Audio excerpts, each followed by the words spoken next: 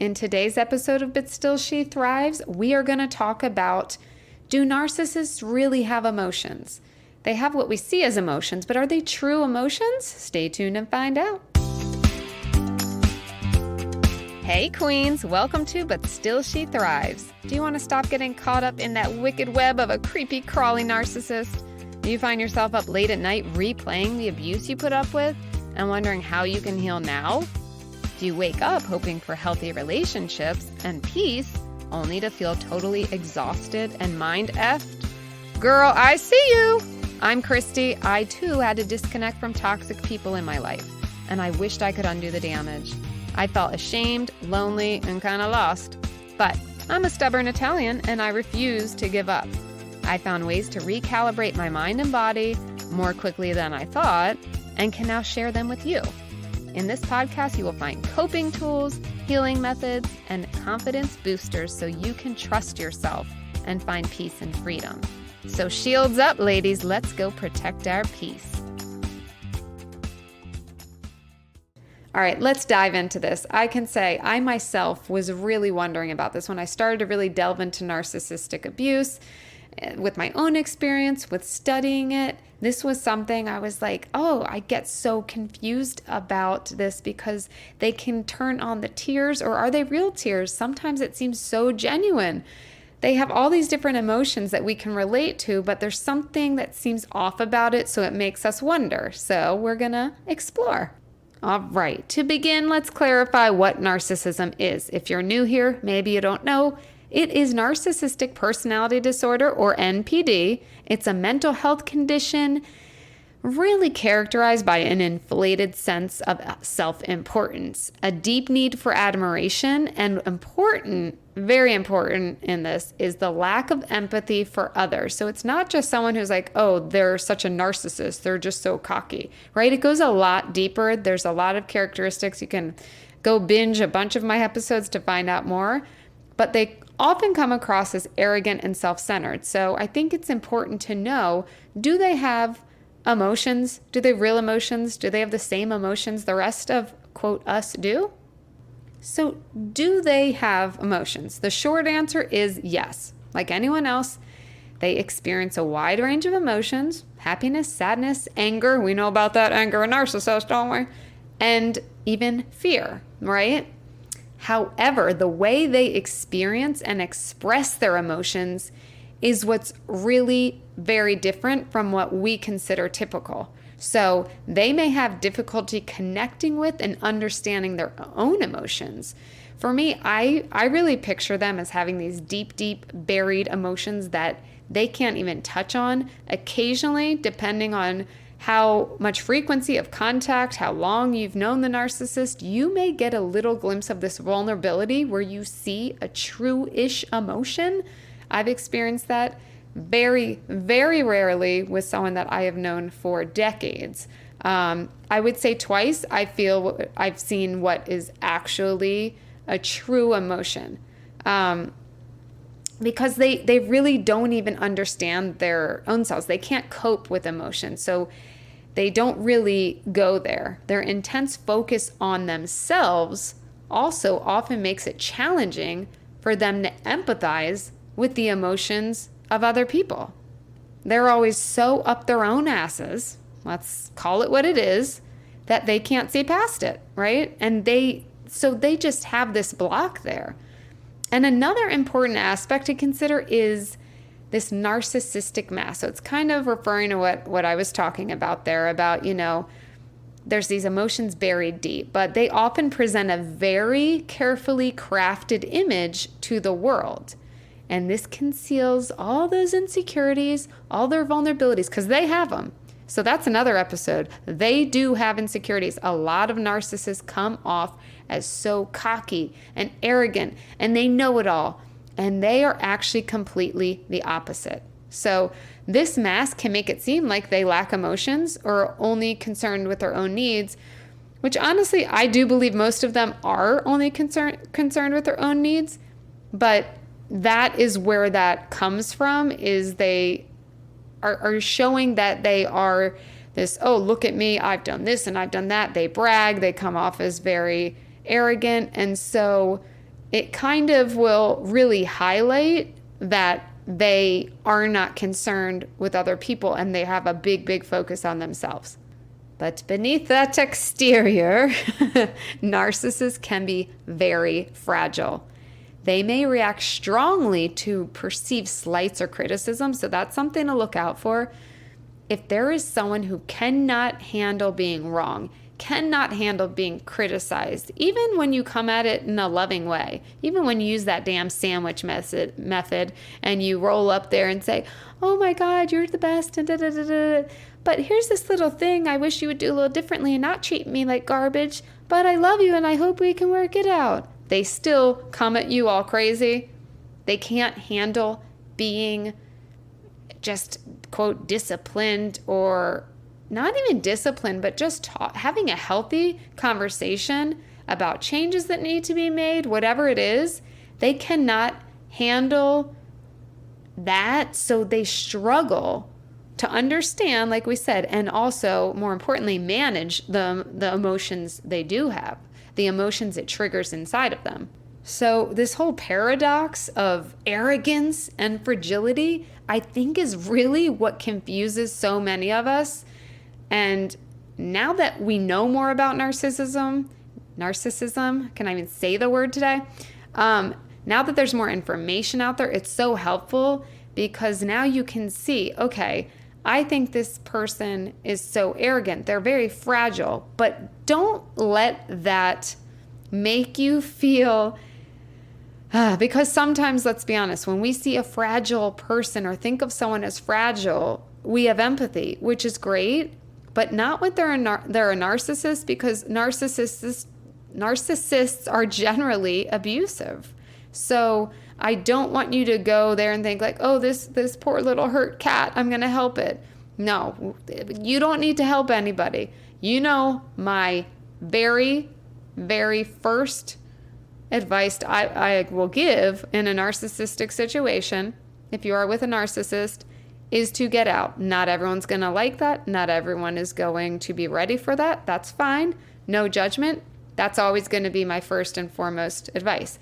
However, if you are co-parenting, there's no way around having them totally out of your life in most situations, unless they are abusive to the point that it can be proven and you can, have your children taken from them. Or if you are in a situation where you are very fearful of your life, that is very, very hard to get out of the situation. It's a lot harder when you have that fear. And I understand that. And that's why I always recommend, and I always put the phone number to the domestic abuse hotline in my show notes. So don't hesitate to, they also, I think even on their website, I believe they have like a hidden thing where if you go to it, you can hide it. So if your narcissist is, stalking your shit, you can basically have it so it's hidden. I should probably check into that more to give you the exact details, but I remember when I went to that website checking it, there was something like that, which is helpful. You can call that phone number, try to make a plan to get out, because I do get it, it's hard, but that is just always my first and foremost advice, is get as far away as a narcissist as you can. Fragile or not, that fragility is very different in narcissists because it comes out usually in abusive behavior. Okay, so if you or someone you know is dealing with narcissistic tendencies, right? If you are yourself, maybe there's a narcissist listening to this out there. Probably not. Most narcissists don't want help. But if you are dealing with it yourself, you're in a situation or you know somebody, please direct them to this. Go ahead and share this with them. Share whatever information is in my show notes with them. If it is for you, I really beg you to seek help. If you are in a situation with a narcissist, you deserve more, okay? Therapists, mental health experts, me as a coach can provide guidance and support. However, I will say, I work with women who have already gotten out of romantic situations. I don't work with women actively one-on-one with women who are currently in the situations. That's just a different thing that I don't work with that sort of situation right now. I have in the past, but right now that's not my focus. However, like I said, there's the domestic hotline because really you need to get a plan first and foremost to get out. I work with women who are on the other end of things. Maybe you've just gotten out of the situation. Maybe you're 6 months, a year, 3 years out, but you are still healing, which can very much be the case if you have not gotten help. Or maybe you've been to a therapist, like I was, a therapist that did not really know shit about narcissists. And that was not helpful because you can't treat them like other people. You can't treat the situation like other people. So it's really important if you do get a therapist, make sure they have dealt with narcissism themselves. That is how I found one of my therapists. I really interviewed people and was like, if they wouldn't tell me, then they didn't tell me. I'd go to the next one. Then I found a lady. She had a narcissistic person in her life. And I was like, good, this is she knows what it's like. Because I felt like very alone, like no one really got it. So that being said, I am here. If you are on the other side, I would love to work with you one-on-one. We have like a kickoff call. I'll put that in the show notes where we create a 2-week plan. So it's on this new journey to healing. I like to call it you 2.0. We are becoming a queen. You deserve all the joy, all the peace. And just because you've been in this situation does not mean you cannot have that. And so it's super important to realize that, like, don't lose hope. I've been there and I am on the other side of it, and life is grand and amazing. I mean, nobody's life is perfect, but God, the difference is really epic. It's epic, man. So definitely click on that, sign up.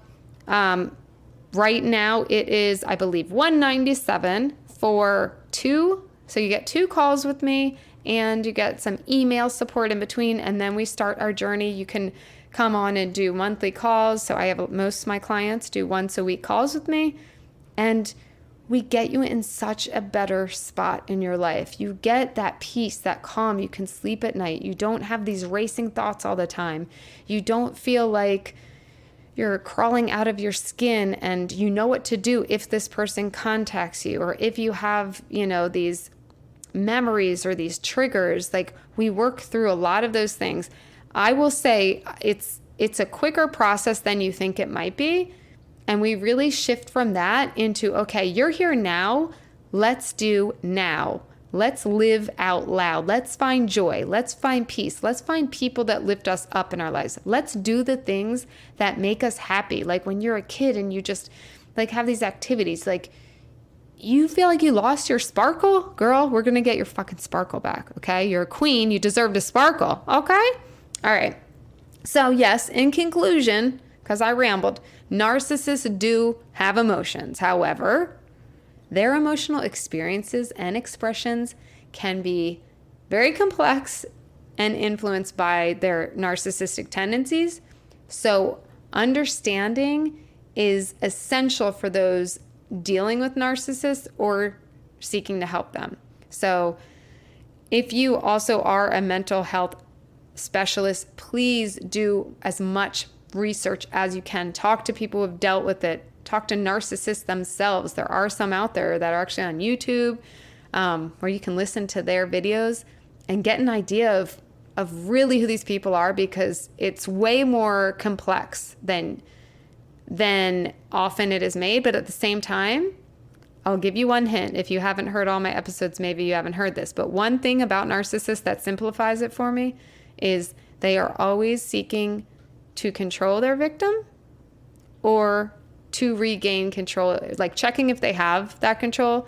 If they don't, then they will try to regain it back. So like all of their calculated moves, it's all about control. It's about really nothing else. So that is kind of oversimplifying it, but it's a helpful, handy tool when you are like, why is he reaching out? Why is he doing this? Whenever you ask why, your answer is basically right there. For control, for control, for control. Okay? So anyway, that is it for today's episode. I do want to say, let's do a little affirmation action before we leave. Okay? A little empowered I ams. Okay. Hands to heart, unless you're driving. Nobody needs you shutting your eyes with your hand on your heart and going off the road. Okay? Let's take a breath. This was some fast talking tonight. I got a lot of shit to do tomorrow, so I'm speeding talking. Okay. All right. I am worthy of peace. Say after me. I am worthy of peace. I am worthy of joy. I'm gonna get my sparkle back. 'Cause I'm a queen. All right. See you guys in the next episode. Lovesies. Don't forget to check the show notes.